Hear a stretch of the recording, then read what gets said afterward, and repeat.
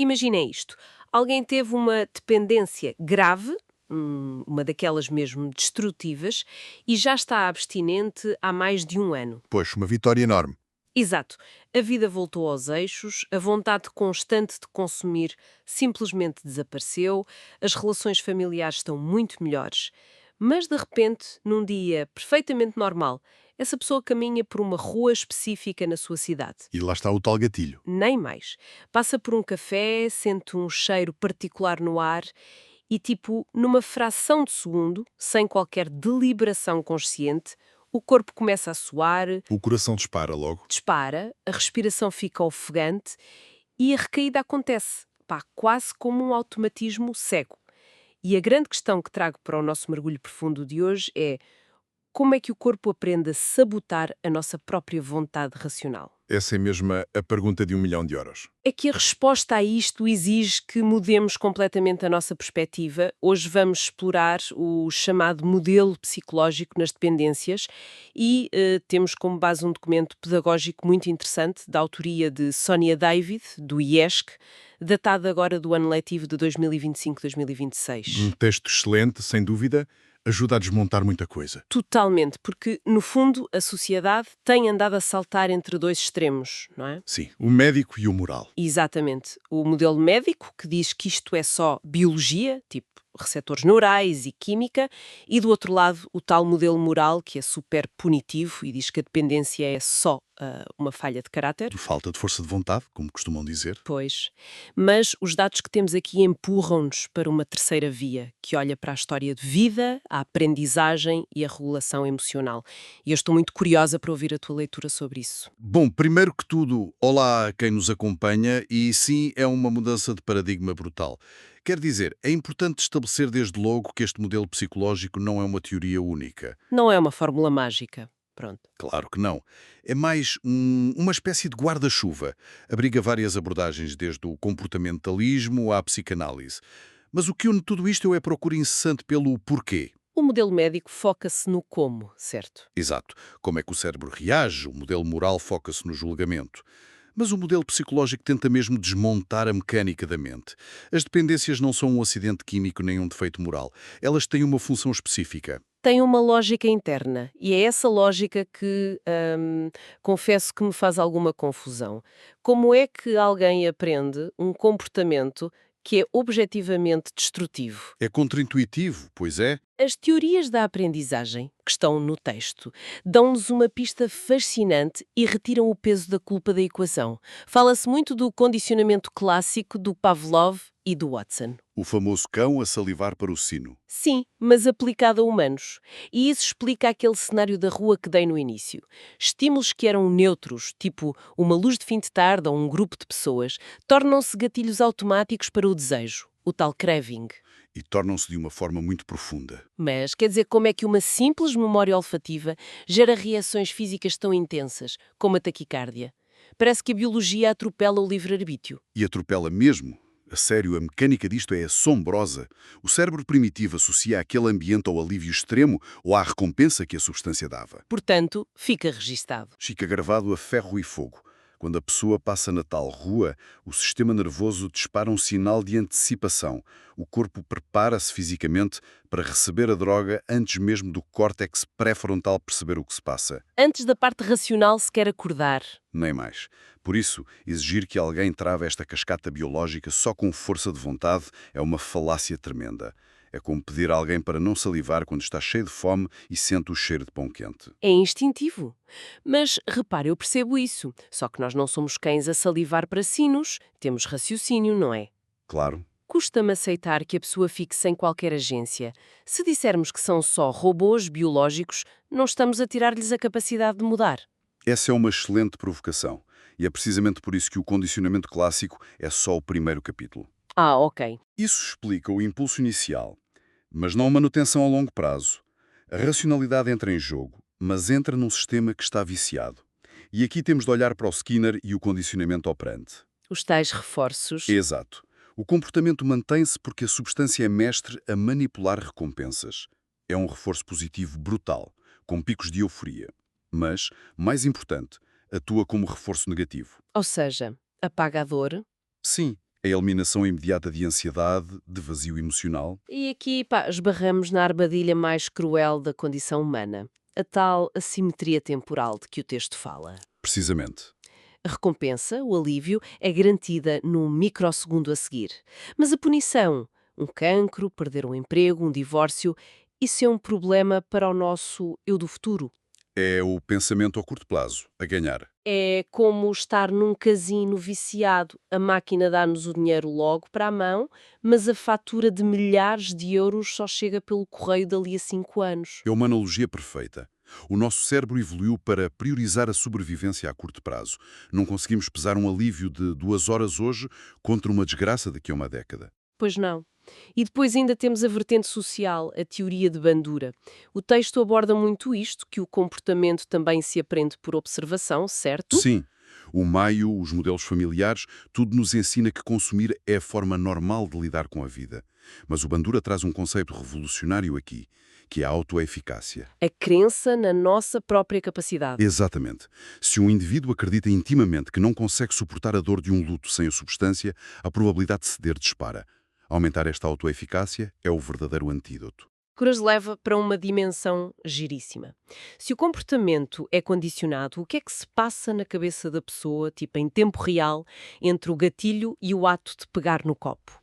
Aí entra a abordagem cognitivo-comportamental. O modelo cognitivo de Aaron Beck. Eu achei isto impressionante porque expõe as mentiras que a mente constrói.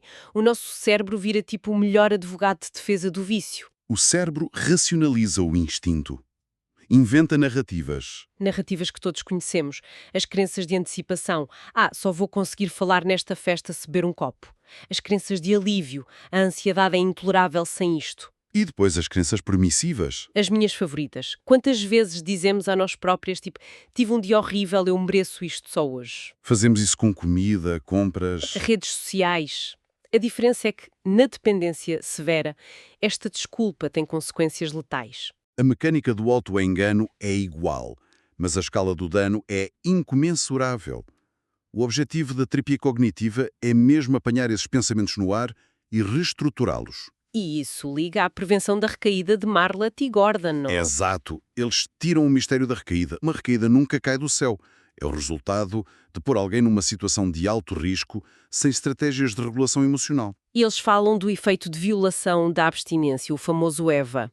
Isto ajudou-me imenso a perceber o desespero de quem passa por isto, porque explica como um pequeno deslize vira uma catástrofe total. O cérebro deita tudo a perder. É como fazer uma dieta rigorosíssima, um mês inteiro a comer alface.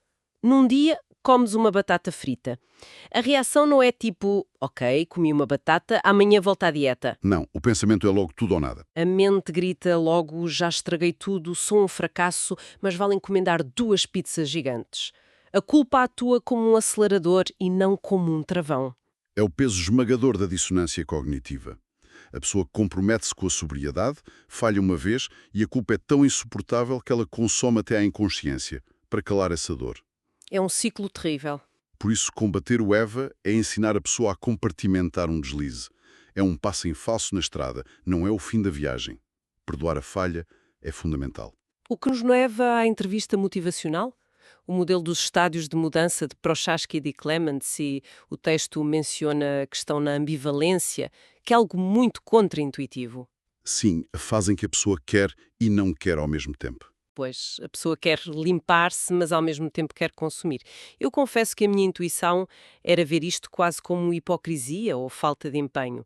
Mas o modelo diz que a ambivalência é normal. É perfeitamente natural na fase da contemplação. Imagina, a substância foi o melhor amigo, o refúgio daquela pessoa durante anos a fio. Era o salva-vidas. Exato. A ideia de largar essa muleta gera pânico. A ambivalência é só o luto antecipado dessa perda. Se os profissionais responderem a isto com ultimatos, a pessoa vai defender o consumo. A entrevista motivacional foca-se então na empatia, certo? Sentarmos ao lado da pessoa, explorarmos as contradições sem julgamento. Ninguém muda porque foi coagido. Mudam porque encontraram um propósito maior. Faz todo o sentido. Bem, exploramos pensamentos, ambiente, mas acho que é a altura de descer ao porão escuro da mente. Vamos ao trauma. Precisamente, as abordagens psicodinâmicas. Por que é que a substância ganha tanto poder? E aqui o documento fala de alexitimia, Em termos muito simples, é a incapacidade de ler as próprias emoções, certo? É quase um analfabetismo emocional, sim. A pessoa não sabe dizer sinto-me rejeitado, sente só uma massa caótica de desconforto. E se juntarmos isto à teoria da vinculação do Bowlby? Aí temos a tempestade perfeita. A vinculação é a base. Se uma criança cresce com cuidadores negligentes ou abusivos, desenvolve uma vinculação insegura. Aprende que os humanos não são seguros. Exatamente. Aprende que as pessoas são fontes de perigo. O cérebro não desenvolve as vias de autorregulação emocional. E o que acontece quando esse adulto, incapaz de se regular e de confiar, descobre a substância? A substância vira o objeto de vinculação substituto. E mecanicamente faz todo o sentido. Faz, não é? As pessoas mentem, vão-se embora, falham. Mas a heroína, a cocaína, o álcool são as coisas mais leais do mundo. A transação é garantida. A droga promete alterar o estado e cumpre a promessa sem falhas, até começar a destruir tudo à volta, claro. O que nos leva à hipótese da automedicação do Edward Kantzian. Este foi o pontuante do texto para mim. É uma formulação muito poderosa. Ele diz que a escolha da droga não é acidental. As pessoas experimentam várias substâncias até encontrarem a chave exata que encaixa na fechadura da sua dor específica. Os opiáceos, por exemplo, mimetizam o afeto materno, calam a dor do abandono. E os estimulantes, tipo cocaína, para quem tem depressão apática ou déficits de atenção, funcionam como uma bateria. O álcool para a ansiedade social é uma automedicação literal. A substância é uma tentativa de cura que se transformou na própria doença. E a robustez disto vê-se no estudo populacional das ACE, experiências adversas na infância, liderado por Phility. Ah, sim, os números são chocantes. São. Analisaram a acumulação de traumas como abuso físico, testemunhar violência doméstica. Quem acumula 4 ou mais experiências traumáticas tem um risco 7 a 10 vezes maior de dependência na vida adulta. 10 vezes maior. É inacreditável. 7 a 10 vezes. O que isto nos diz é claro, se um programa clínico se focar só em parar o consumo, ignorando o trauma, o fracasso é certo. Tiras a substância, que é a única boia de salvação, e deixas a pessoa no abismo. Retirar a substância sem tratar o trauma é atirar a pessoa aos lobos. Portanto, terapias de reprocessamento de trauma são cruciais, mas isto abre a porta para falarmos das vulnerabilidades e dos limites do próprio modelo. Claro, nenhum modelo é perfeito. Sabemos que há fatores de risco, como as comorbilidades, depressões, impulsividade biológica, mas sinto necessidade de fazer uma pausa aqui e questionar um pouco as fundações disto tudo. Força! Onde é que vês a fratura no modelo psicológico? Nós passamos minutos a falar em reestruturar pensamentos, desativar gatilhos, perdoar recaídas. No fundo, estamos a tirar a responsabilidade toda para a mente do indivíduo e o contexto social. Pois, a velha questão do vácuo social. Eu não posso tratar a pobreza extrema ou a exclusão racial só com reestruturação cognitiva. Não podes chegar a quem dorme na rua e dizer tens de regular melhor as tuas emoções. Não há aqui um risco de sobrepsicologizar a injustiça social? Absolutamente. É o calcanhar daquilo desta abordagem. O excesso de psicologização pode virar uma cegueira social brutal. Obriga a pessoa a adaptar-se a um ambiente desumano. Exato. O modelo não pode ser desculpa para o Estado descartar obrigações. E há o problema da equidade. Terapias de ponta, tratamento de trauma, custam dinheiro e levam anos. Quem vive na margem não tem acesso a isto. E é precisamente nessa fenda, entre o consultório clínico e a crueza da rua, que entra o educador social. O texto sublinha muito isto.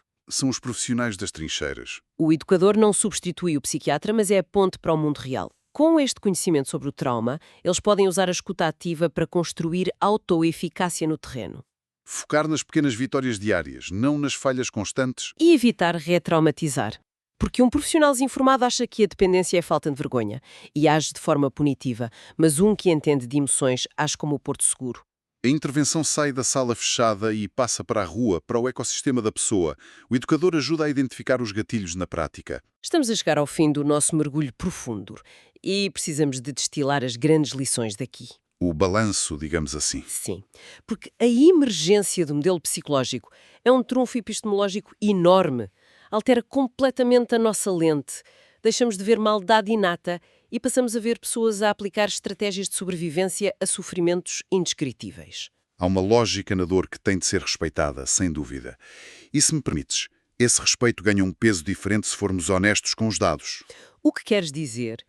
Estabelecemos que o trauma na infância multiplica o risco em 10 vezes, que o consumo é, na esmagadora maioria, a automedicação contra a negligência precoce. Sendo assim, a nossa estrutura social é muito cínica. Estigmatizamos o adulto que consome na rua. Estigmatizamos o adulto que é o sintoma visível. Mas continuamos cegos, e ineficazes a proteger as crianças que hoje estão a ser negligenciadas. Crianças que não têm bases de regulação emocional e que, amanhã, por inevitabilidade estatística, vão procurar anestesiar esse buraco com a primeira substância que encontrarem. Essa reflexão final bate mesmo forte. E é essencial. Se não começarmos pela raiz, passamos a eternidade a enxugar o chão sem fechar a torneira do trauma. É lidar com as consequências e ignorar as causas.